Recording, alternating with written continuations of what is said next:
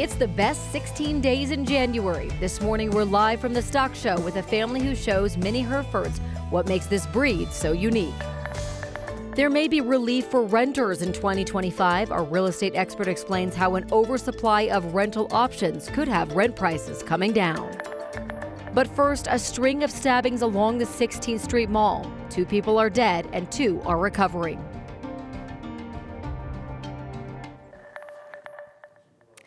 All right, we're going to get to our top story here in just a minute. For now, we're going to focus in on our weather because things are about to change. And taking a live look outside right now, it's a silhouette of Denver.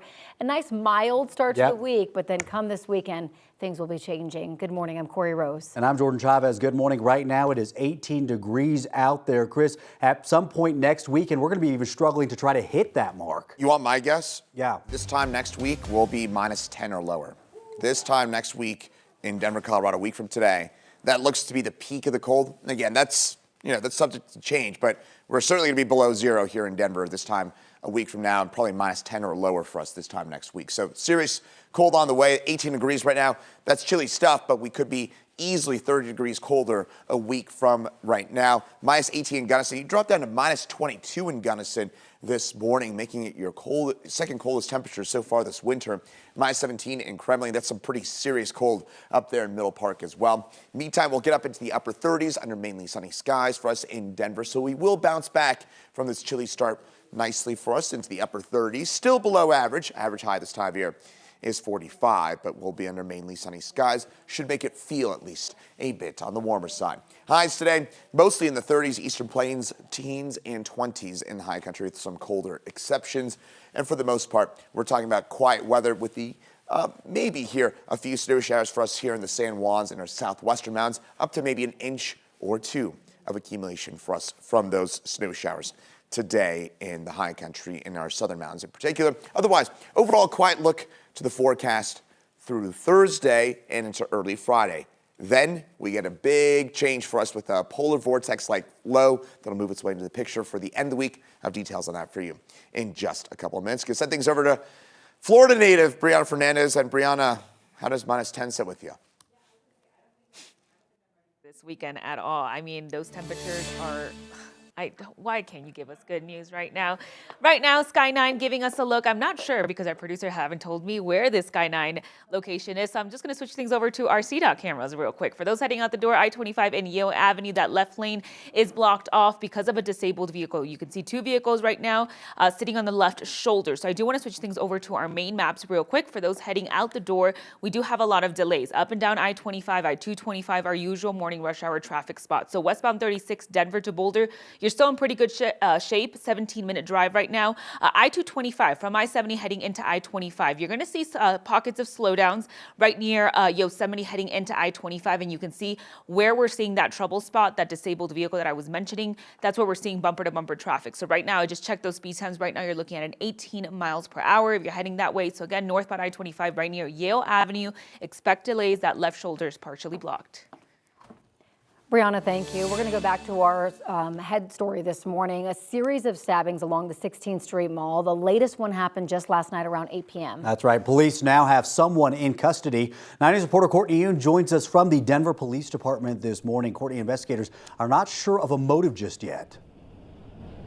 Yes, that's right. Good morning, Jordan and Corey. And investigators are saying that these stabbings appear to have been at random with no connection between the victims and the suspect. Now, 3 of those stabbings happened between 5 and 6 p.m. on Saturday. 1 person was killed in that one, and the 2 other people suffered non-life-threatening injuries. A second person was killed on Sunday. Yesterday, police released this video of the suspect in Saturday's stabbings. The first stabbing happened around 5:12 p.m. on Saturday near 16th and Tremont Streets. A man was slashed in the face and went to the hospital on his own. 5 minutes later, and 3 blocks up the street, there was another victim who received a stab wound to the throat. She was taken to the hospital where she died. 37 minutes later, and 5 blocks away, there was a third stabbing. That man was attacked and received a stab wound to the arm and torso. That's 3 people stabbed on Saturday in about 45 minutes. A 4th stabbing happened Sunday night around 8 p.m.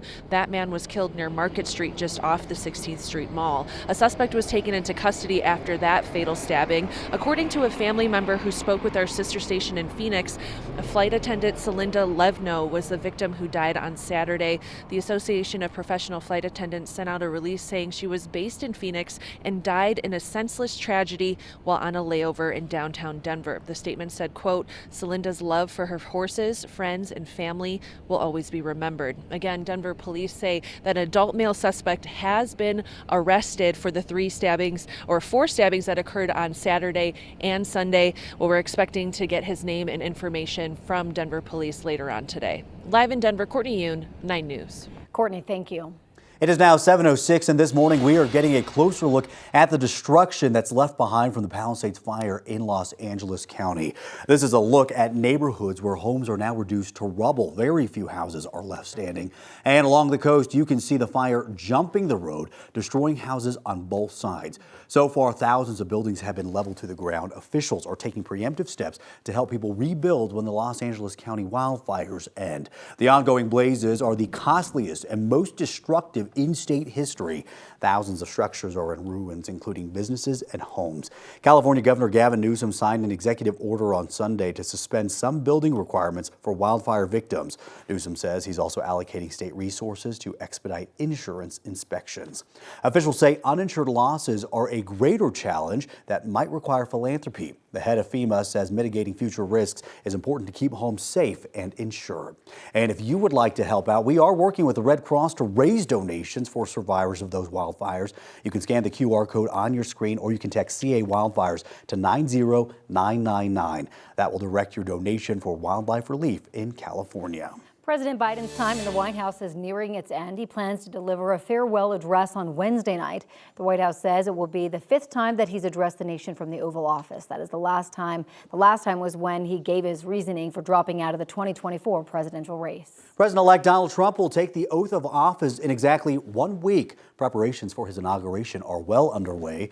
A dress rehearsal complete with stand-ins and a military band was held on Sunday. The Marine Band will perform all the songs for the ceremony. It will be their 57th time playing for the inauguration. A member of the U.S. Army Corps pulled double duty, also serving as Trump's stand-in. He had to meet certain requirements like being the same height as the incoming president.